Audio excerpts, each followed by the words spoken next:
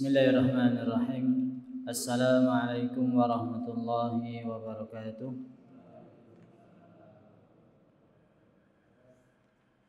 Alhamdulillah ala ihsanih wa syukru lahu ala taufiqih wa amtinanihi. Wa asyhadu an la ilaha illallah wahdahu la syarika lahu ta'ziman li sya'nih. Wa asyhadu anna Muhammadan abduhu wa rasuluhu da'i ila ridwanih. Allahumma fa inna nusalli wa nusallim ala nabiyyina Muhammadin wa ala alihi wa ashabihi wa man tabi'a hudahu wastanna bi sunnatihi ila yaumiddin. Amma ba'd. Kita panjatkan puji syukur kehadirat Allah tabaraka wa taala. Di kesempatan malam hari ini kita masih diberikan kekuatan, kesehatan, hidayah serta taufik dari Allah Jalla wa'ala, sehingga kita bisa melangkahkan kaki kita menuju rumah Allah dalam rangka beribadah kepadanya.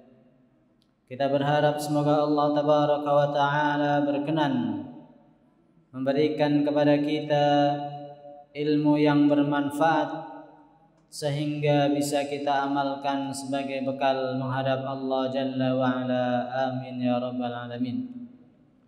Salawat dan salam semoga senantiasa tercurahkan kepada uswah hasanah kita Nabi besar Muhammad sallallahu alaihi wasallam, pada keluarganya, sahabatnya dan umatnya yang senantiasa mengikuti tuntunannya hingga hari kiamat. Kaum muslimin mukminin rahimani wa rahimakumullah. Kita masih membahas tentang betapa banyak nikmat yang Allah tabaraka wa taala anugerahkan kepada kita. Saking banyaknya nikmat yang Allah berikan itu, sampai-sampai Allah mengatakan, wa in ta'uddu ni'matallahi la tuhsuha. Jika kalian menghitung nikmat yang Allah karuniakan kepada kalian, maka Allah mengatakan kalian tidak akan mungkin bisa menghitungnya. Pada pertemuan sebelumnya sudah kita sampaikan satu contoh betapa nikmat Allah Tabaraka wa Ta'ala sangat banyak, yaitu nikmat itu adalah nikmat bernafas. Dan sudah kita sampaikan, kita kemarin pertemuan sebelumnya sudah kita hitung secara real barangkali bahwa dalam satu hari nafas yang kita hirup itu berapa liter? Masih ingat? 14.000 liter. 14.000 liter dalam satu hari. Kalau diuangkan berapa?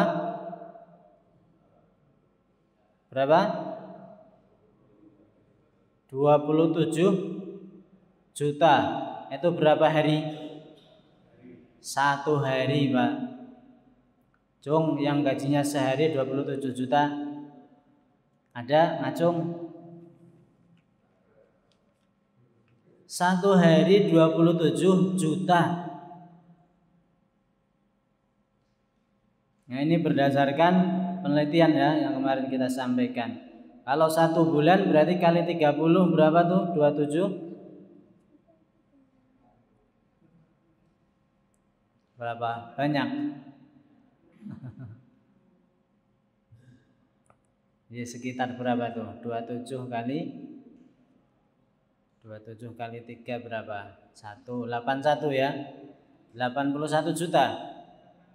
810 juta, hampir 1 miliar. Berapa tahun itu? 1 bulan. 1 bulan hampir 1 miliar. 1 bulan hampir 1 miliar.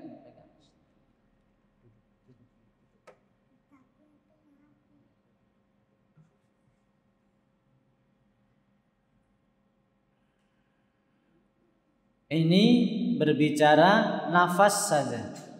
baru nafas yang kita hitung, ya, belum yang lainnya.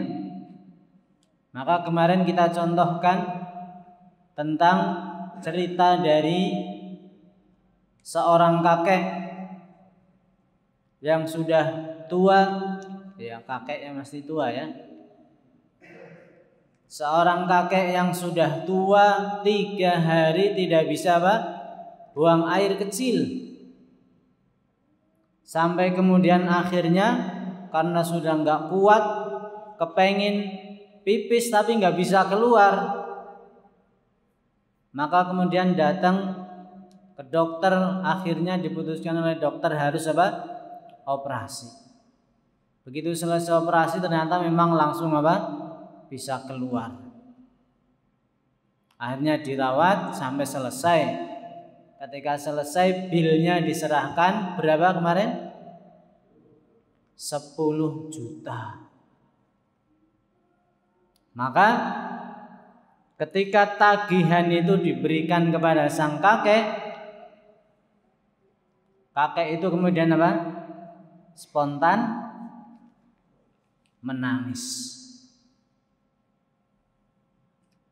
Ya, namanya kakek sudah tua ya, dikasih cek, dikasih bil tagihan 10 juta, mungkin bingung, akhirnya nangis. Kata dokternya tadi kemudian bertanya, "Mbah, panjenengan kenging nopo nangis? Nopo biayane kelarangan, Mbah? 10 juta. Kalau memang terlalu mahal bisa didiskon, Mbah." Masya Allah. Dokternya apa?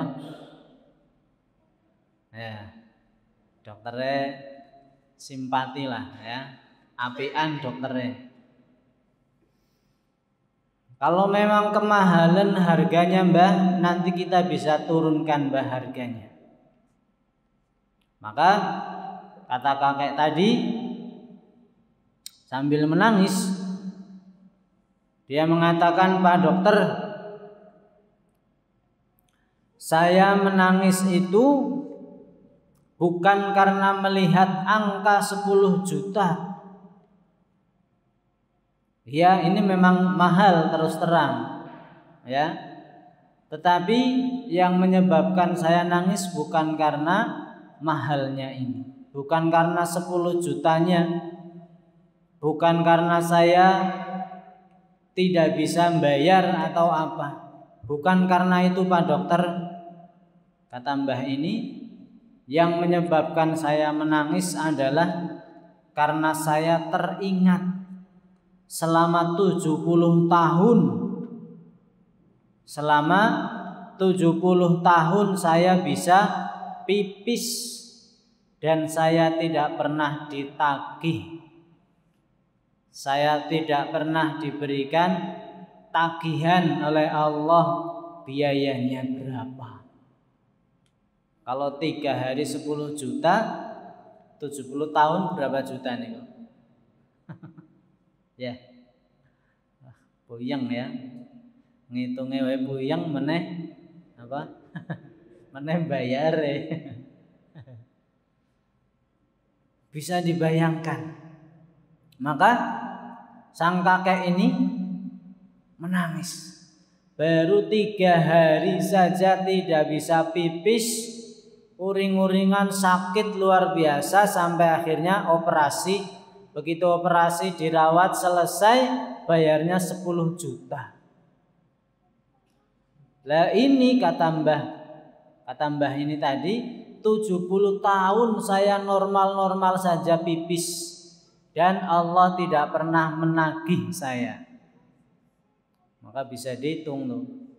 Kalau 1 hari 3 hari 10 juta, 30 hari berarti berapa tuh? 100 juta. Itu baru 1 bulan. Kali 12 bulan kali 70. Nah, pakai kalkulator tuh. Ya, baru ketebak gitu. Ada berapa. Makanya Allah mengatakan di dalam ayat yang lain, fabi ayyi ala'i rabbikuma tukadziban. Apa artinya? Maka nikmat Rabbmu yang mana lagi yang kamu dustakan? Ini baru berbicara dua hal. Padahal mata kita, telinga, hidung, lidah, bagaimana rasanya kalau lidahnya tidak bisa merasakan ada manis, pahit, kecut, asam, makan enak apa enggak? Ora ono rasane, hambar kabeh. Hambar semua, tidak ada rasanya misalkan. Maka kita tidak akan merasakan nikmat. Ya, itu lidah, belum dikai apa? Sariawan. Coba mau makanan senikmat apapun kalau sariawan biasanya apa? Itu sariawan dikasih sariawan saja sudah berkurang banyak sekali itu kenikmatannya. Maka ini berbicara tentang kenikmatan di dunia. Baru bicara nikmat duniawi, belum kita berbicara tentang nikmat ukhrawi. Nikmat yang berkaitan dengan akhirat nanti. Ya. Allah Subhanahu wa taala menjadikan kita mendapatkan hidayah beragama Islam.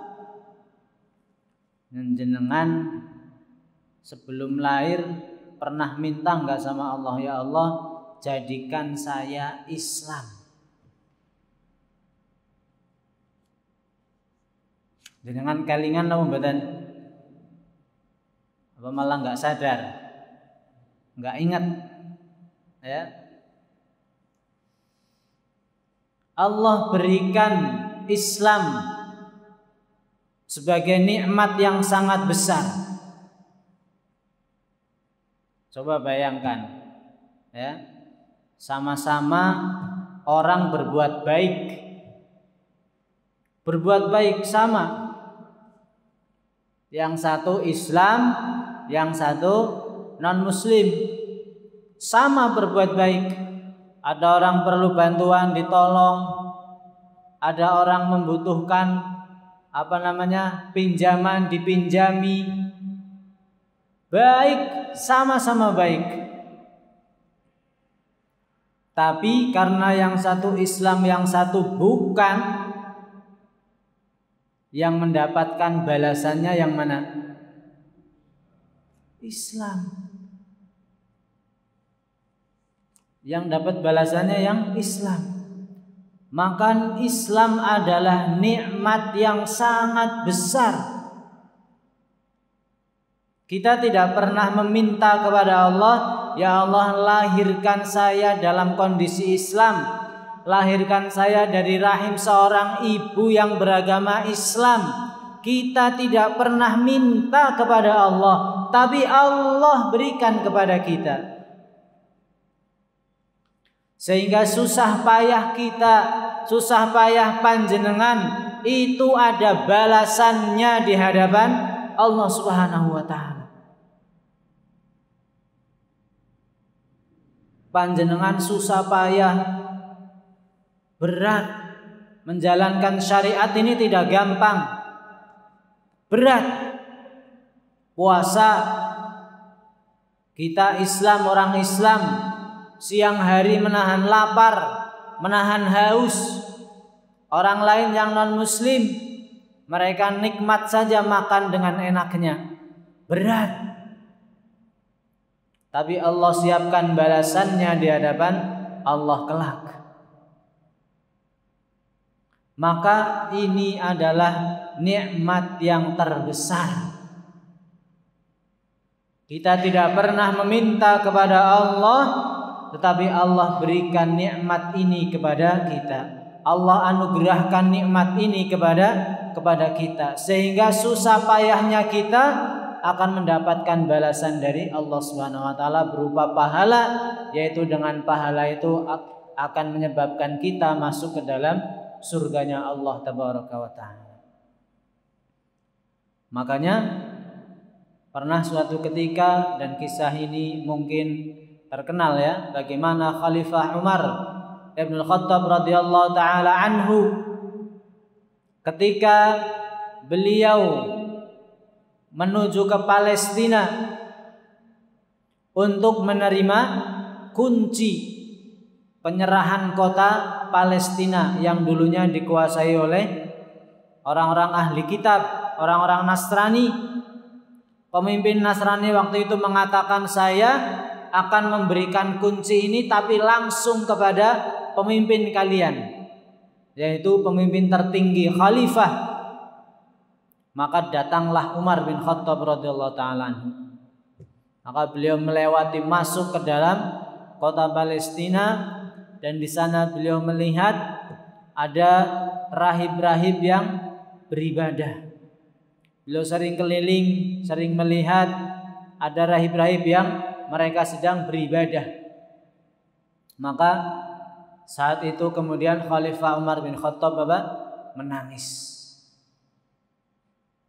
Khalifah Umar melihat rahib-rahib yang beribadah semangat itu, sang khalifah menangis di hadapan para sahabatnya. Maka para sahabatnya bertanya, wahai khalifah, mengapa Anda menangis ketika melihat ada rahib yang rajin beribadah? Kata khalifah, saya teringat firman Allah Subhanahu wa taala, amilatun nasibah tasla naran hamiyah. Betapa banyak orang yang bersusah payah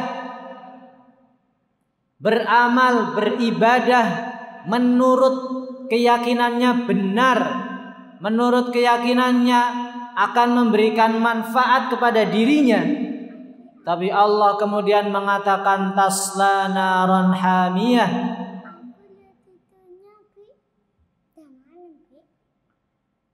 Allah mengatakan dia akan masuk ke dalam neraka. Yang membedakan apa? Islam. Jadi Islam ini adalah nikmat yang luar biasa. Panjenengan harus bersyukur, kita semua, saya, panjenengan, kita semua harus bersyukur kepada Allah karena kita dilahirkan dari rahim seorang ibu yang muslimah. Bagaimana bisa dibayangkan seandainya kita lahir dari seorang ibu yang bukan beragama Islam? Maka para hadirin dimulakan Allah Subhanahu wa taala, ini adalah nikmat yang sangat luar biasa. Nikmat yang sangat luar biasa sehingga dengannya kita harus mensyukurinya. Tapi lagi-lagi ternyata banyak di antara umat Islam ini yang hanya Islam KTP saja. Ibadah sekedarnya, ya, sholat kalau lagi sempat, puasa kalau memang tidak berat dia mau puasa, zakat kalau duitnya sudah banyak sekali mungkin baru mau zakat, padahal sudah mencapai nisab, sudah 1 tahun tapi dia tidak mau mengeluarkan zakat. Banyak di antara umat Islam ini. Makanya inilah orang-orang yang masuk ke dalam kategori membalas air susu dengan apa? Dengan air tuba. Para hadirin yang dimuliakan Allah Subhanahu wa taala, oleh karenanya sekali lagi ini adalah nikmat yang sangat luar biasa. Maka jangan sekali-kali kita berusaha, jangan sekali-kali kita termasuk orang yang masuk dalam kategori membalas air susu dengan air tuba.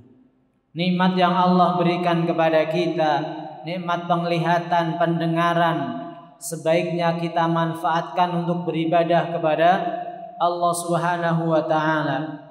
Rizki yang Allah berikan berupa harta kepada kita, kalau memang di sana ada hak orang lain, maka harus kita tunaikan. Ketika sudah mencapai nisab, ketika sudah mencapai haul, maka harus dikeluarkan zakatnya. Dikeluarkan hanya berapa persen?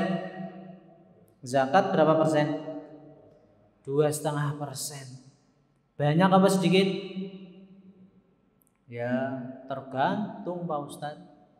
Nek hartanya kur 1.000 ya berapa? 2,5%-nya berapa? Kalau hartanya cuma 100.000, 2,5%-nya berapa? 2.500, sedikit.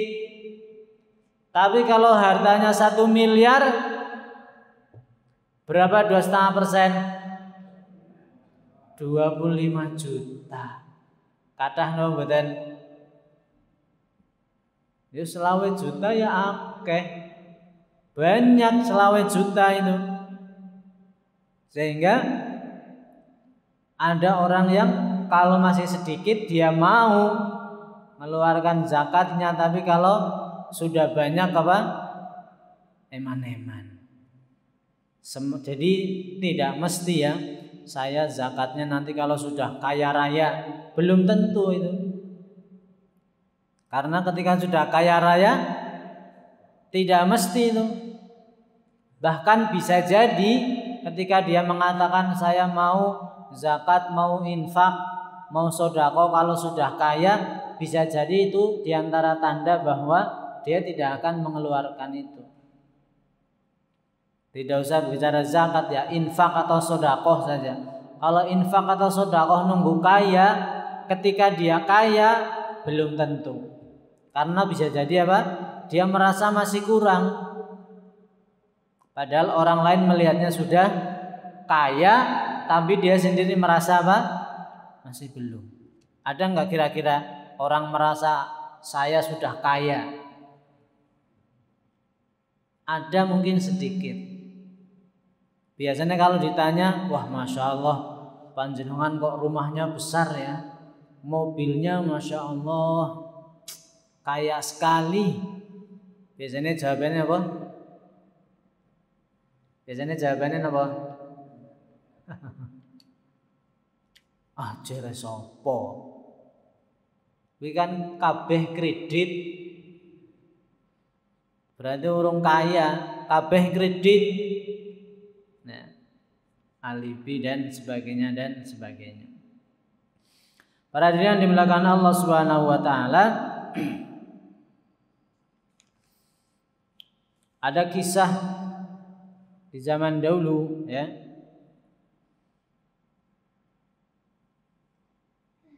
Ada kisah di zaman dahulu, ada seseorang yang merasa miskin.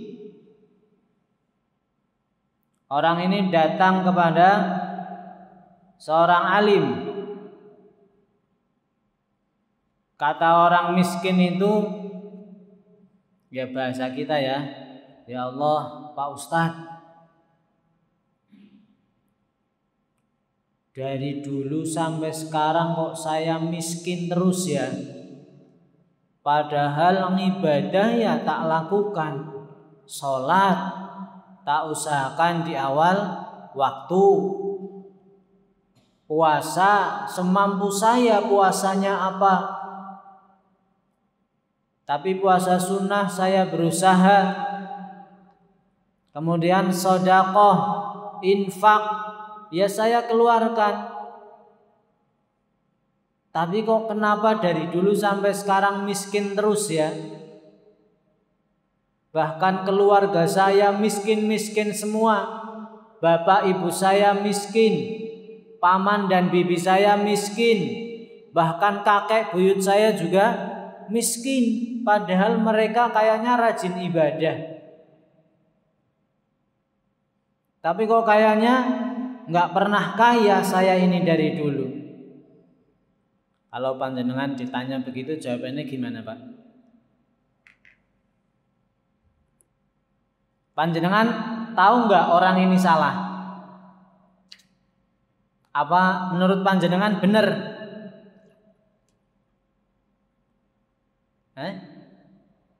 Amleng? Amleng bingung apa amleng ngantuk apa amleng apa ini?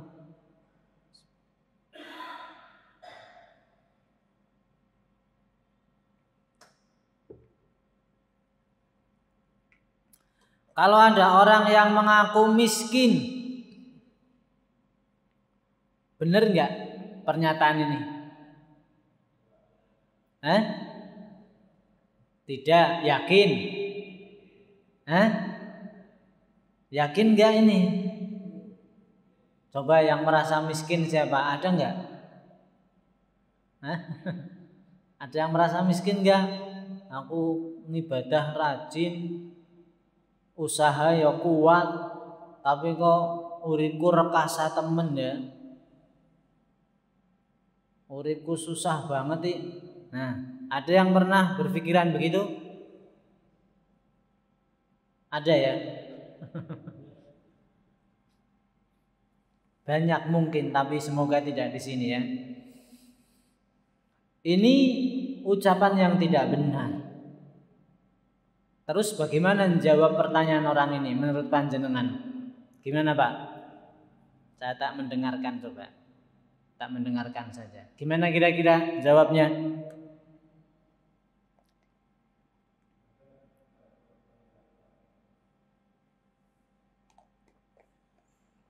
Gimana? Beribadah tidak hanya untuk mencari harta benda kekayaan. Terus? Ya dia merasa miskinnya itu. Ya benar, itu kalau tadi itu menjawab sebagian pertanyaan. Tapi pertanyaan utamanya dia merasa miskin. Gimana jawabnya? Gimana? Kurang bersyukur. Ada orang tanya pada panjenengan, terus panjenengan ngomong, oh kurang syukur. Kira-kira orangnya gimana? Terima apa malah dikeprui? Tidak kaya harta tapi kaya hati. Lah taune kaya hatinya wong dia merasa miskin kok. Kaya hati piye? Ya. Rizki dan kaya itu ujian. Oh miskin. Miskin dan kaya itu ujian. Terus?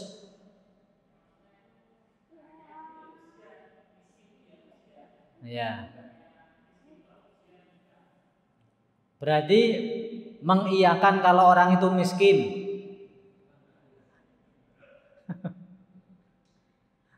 Ya. Berarti mengiyakan kalau oh iya panjenengan memang miskin kok. Berarti kan begitu. Tapi sabar, kan bahasa lainnya begitu toh. Ora apa-apa miskin, tapi sing penting sabar, kan begitu. Gimana?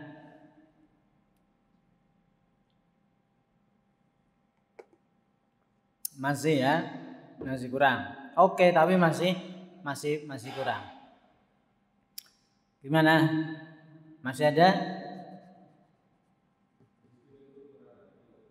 Gimana?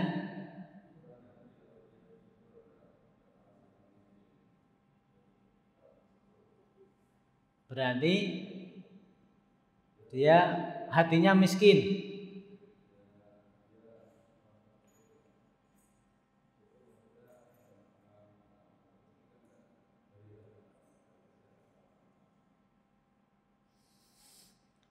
Iya. Baik. Satu, betul yang harus difahami bahwa yang namanya nikmat dari Allah itu tidak mesti berwujud uang atau harta. Nikmat dari Allah bukan hanya yang berwujud uang atau harta. Ya, ini harus difahami dulu sehingga nanti tidak akan ada orang yang mengaku apa? Miskin. Karena nikmat dari Allah itu bukan hanya yang berwujud uang. Kemudian menjawab pertanyaan orang tadi, kata sang ulama ini, kemudian sang ulama ini mengatakan, begini Pak, diajak berpikir orang miskin tadi. Misalkan ada orang datang ke tempat panjenengan, kemudian dia orang ini membawa uang 100 juta. Uang 100 juta ini diberikan kepada panjenengan, tapi bola matane panjenengan diserahkan. Kedua bola mata panjenengan diserahkan kepada orang itu. Kira-kira mau enggak Pak? Nek panjenengan purun apa mboten? Mata, dua bola mata panjenengan itu ditukar sama 100 juta. Gelem? Purun apa mboten? Pak Beni gimana? Mau? Hah? Bola mata atau mata kaki? Daripada pakai kacamata repot, mending rasa nggak kacamata. Kira-kira gimana? Mau nggak? Hah? Sama jawaban orang tadi. Ya, sorry lah ya. Emoh. Ya tidak mungkin. Masa bola mata saya dua-duanya diganti uang 100 juta? Saya nggak mau. Oke, kata ulama tadi. Kalau bola matanya nggak mau, sekarang telinganya saja. Kedua telinganya dipotong, daun telinganya, ya, kemudian ditukar dua-duanya dengan 100 juta. Kira-kira bagaimana? Mau? Kalau panjenengan purun apa mboten? Daun telinganya dipotong. Gelem? Hah? Katanya kok ragu-ragu ya? 100 juta eman-eman ya.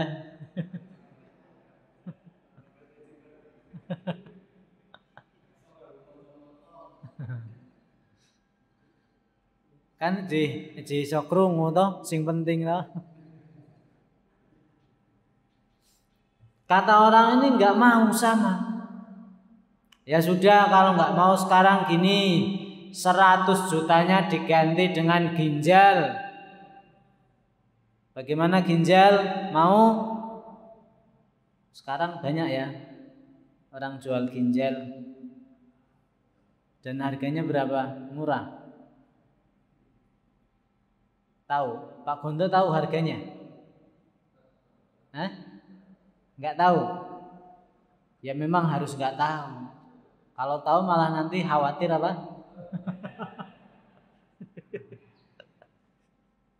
Memang harus nggak tahu.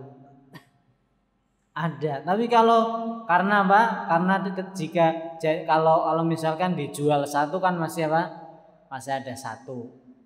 Katanya begitu. Nanti lama-lama akan tumbuh sendiri, gitu ya? Enggak. Oh, enggak bisa. Oh, terus yang katanya bisa tumbuh sendiri apa itu? Kuku.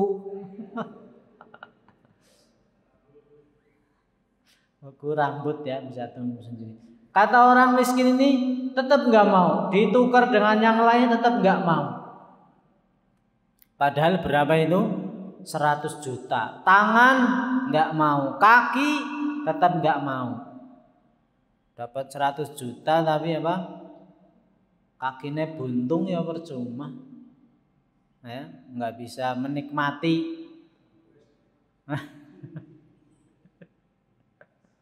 Ora iso ngowes lah. Ora iso balapan karo Pak Beni lah. Orang miskin mengatakan tidak mau, tidak mau, tidak mau, jawabannya sama terus. Maka kemudian kata ulama ini berarti sebetulnya kamu ini apa? Kaya. Cuma masalahnya apa? Masalahnya tidak dalam bentuk uang. Karena pemahaman awal miskin dan kaya itu harus apa? Patokannya uang. Banyak uang kaya, uangnya sedikit apa? Miskin, itu patokannya. Padahal kaya dan miskin bukan hanya dari segi uang. Nyatanya anggota tubuhnya dijual tidak mau, padahal ditawar ratusan juta misalkan. Maka orang ini akhirnya benar juga, berarti saya tidak miskin. Ya, berarti saya apa? Kaya. Meskipun tidak berubah, datang ke situ nggak bawa uang, pulang juga apa? Nggak bawa uang, sama. Tapi dia kemudian menyadari bahwa miskin dan kaya itu bukan diukur dengan banyak dan sedikitnya uang. Para hadirin dimuliakan Allah Subhanahu wa taala,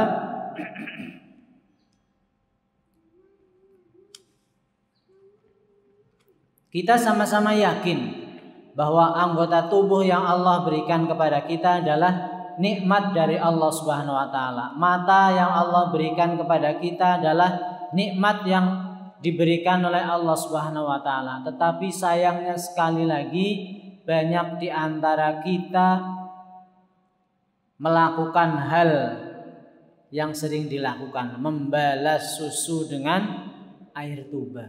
Karena apa?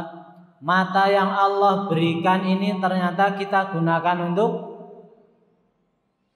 untuk maksiat.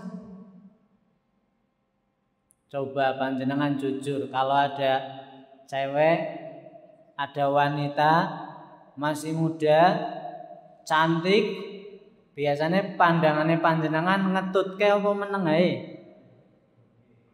Hah? Wah, kok kinyis-kinyis ya. Biasanya apa? Pandangannya apa? Tidak mau lepas. Karena teringat sabda Rasul ketika mengingatkan kepada Fudail bin Abbas.